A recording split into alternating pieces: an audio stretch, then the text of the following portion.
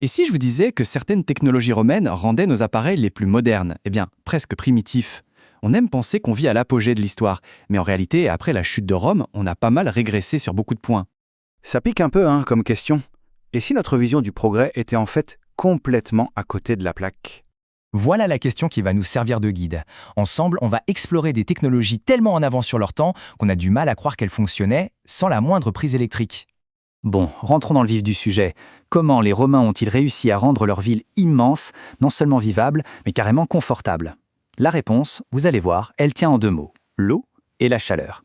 Face à un besoin aussi vital que l'eau potable, les Romains n'ont pas juste creusé des puits. Non.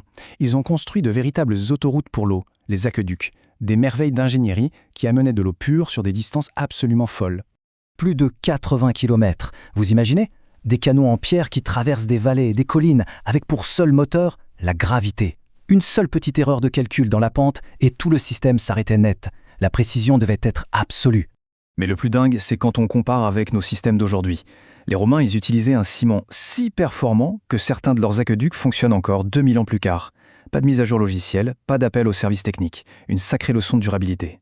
Une fois qu'on a l'eau propre, il faut bien évacuer l'eau sale. Avant la Cloaca Maxima, les rues de Rome, c'était des cloaques à ciel ouvert. La solution? Un tunnel principal tellement grand qu'on pouvait y naviguer. Cette infrastructure a sauvé la ville d'un nombre incalculable d'épidémies et a en gros inventé l'urbanisme moderne. Et pour le froid? Les Romains ont inventé l'hypocauste, qui est tout simplement l'ancêtre de notre chauffage au sol.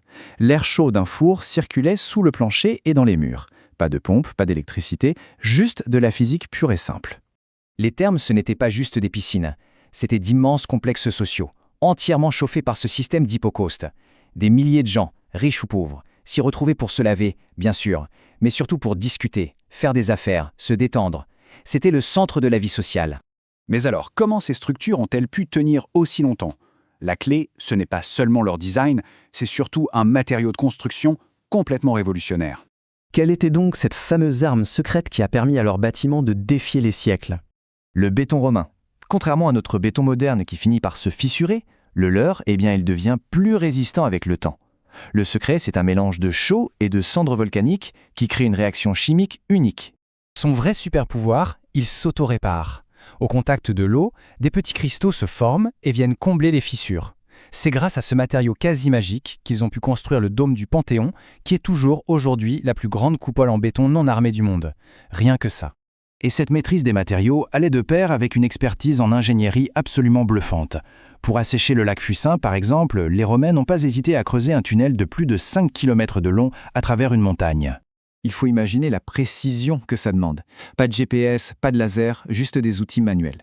Ils ont creusé des deux côtés de la montagne en même temps, et les deux équipes se sont rejointes au milieu avec un décalage de moins de 3 mètres. Une prouesse réalisée à la seule force des bras. Les Romains ont aussi su transformer la force de l'eau en énergie purement mécanique. Ils ont perfectionné les roues à aubes, surtout le modèle où l'eau arrive par-dessus. Cette version atteignait une efficacité de 70%, un rendement qui rivalise encore avec certaines de nos machines modernes, et qui alimentait tout, moulins, scieries, forges. Mais le génie romain, ce n'était pas que les projets monumentaux, il se cachait aussi dans des objets du quotidien, des petites innovations qui ont changé la vie des gens. Prenez les escaliers en colimaçon. Ça n'a l'air de rien comme ça. Mais dans des villes surpeuplées où chaque mètre carré valait de l'or, c'était une petite révolution pour gagner de la place. Sans compter l'avantage défensif énorme que ça donnait dans les tours de garde. Côté production, le pressoir à vis a tout changé.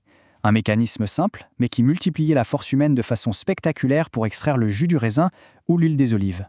Une technologie tellement efficace qu'on l'utilise, dans le principe, encore aujourd'hui. Pour lire l'heure, les Romains avaient des cadrons solaires portables. Ce n'étaient pas des simples gadgets. Ils étaient calibrés avec une précision géométrique incroyable pour fonctionner à différentes latitudes de l'Empire. Pas de pièces mobiles, pas de batterie, juste le soleil. Et puis il y a ça. Sur les énormes navires de l'empereur Caligula, on a retrouvé des roulements à rouleaux, de simples cylindres de bois et de bronze qui permettaient de faire tourner des plateformes de plusieurs tonnes. Ils avaient compris le principe fondamental pour réduire la friction, un concept qui est à la base de quasiment toutes nos machines modernes. Finalement, si on résume, l'ingénierie romaine reposait sur des principes très clairs. On construit pour l'éternité, on utilise les forces de la nature à son avantage, on privilégie l'intelligence de la physique à la force brute, et on comprend que les solutions les plus simples sont souvent les plus solides. Tout ça nous laisse avec une question assez vertigineuse. Si des savoirs aussi fondamentaux ont pu être perdus pendant des siècles, quelles autres merveilles du monde antique attendent encore tranquillement qu'on les redécouvre ?